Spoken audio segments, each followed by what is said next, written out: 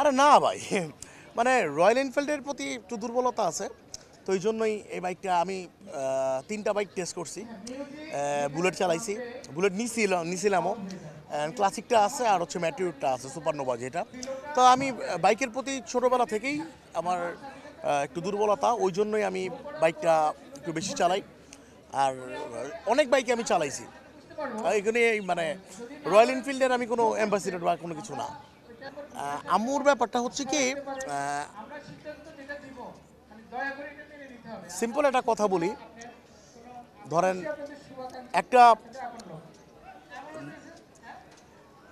আমার আম্মা আর একটা নদীতে যদি আমার আম্মা আর আমার বউ পড়ে যায়, এখন যে কোনো একজনকে উঠাইতে হবে, অবশ্যই আমি আমার আম্মাকে উঠাবো।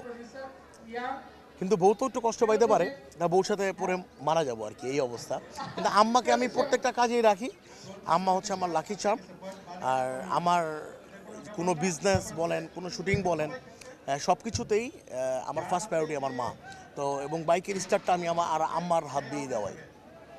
আলহামদুলিল্লাহ ঈদের অনেক কাজই শুরু হয়ে গেছে, কাজ করছি, আর ঈদের কাজগুলি ভালো যাচ্ছে। সামনে রোজার ভিতরে অনেক কাজ করব, ইনশাল্লাহ ভালো একটা ঈদ যাবে।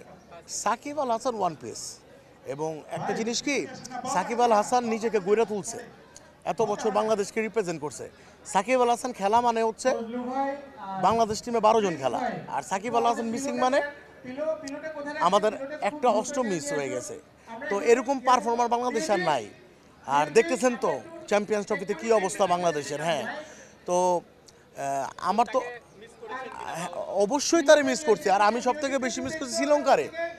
আমরা না যাই, যদি শ্রীলঙ্কারে যেতাম তোর একটু ফাইট দিতে পারতো। এটা তো পুরো ঘুমাই ঘুমাই দেখলাম। পাকিস্তানের থেকে খারাপ অবস্থা আমাদের বাংলাদেশ ক্রিকেটের। আর আমাদের বাংলাদেশ ক্রিকেটে ধরেন যে সিনিয়র কোটা বলে, এই কোটা বলে, সেই কোটা বলে, বাংলাদেশের টিমের হওয়া উচিত হচ্ছে, ভাই আমি যদি পারফরমেন্স না করি আমার কেউ নাটকে নিবে না। বাংলাদেশ ক্রিকেটেরও তো হওয়া উচিত।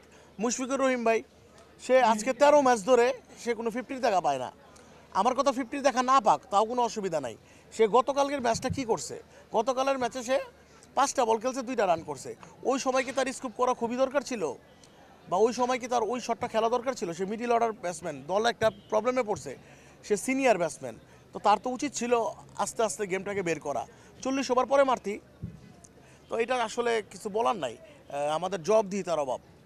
আমি আমার কাজের প্রত্যেকটা ব্যাপারই আমি শেয়ার করি, আর আমার কাজের জায়গা থেকে সবথেকে ফেসবুকের আমার যে পেজটা, সেটা হচ্ছে ওপেন প্লেস। আমার যা মন চায় আমি বলতে পারি, যেটা হচ্ছে অনেক সময় বলতে পারি না, কোনো প্রতিবাদ বলেন বা কাউকে নিয়ে কোনো সমালোচনা বা কাউকে প্রশংসা করা, সেখান থেকে আমি আমার মতামতটা দিচ্ছি, দর্শক যেভাবে নিচ্ছে, এবং দর্শকের জায়গা থেকে আমি সাপোর্ট পাচ্ছি। এবার ঈদের প্ল্যান হচ্ছে মুভি দেখবো, অনেকগুলো মুভি দেখবো। প্রথমে দেখার ইচ্ছা আছে হচ্ছে আপনার ওই যে বরবাদ, তারপর দাগি, জঙ্গলি, তারপর দেখি আর কোনটা আসে। এবার মুভির উপরেই থাকবো ঈদে।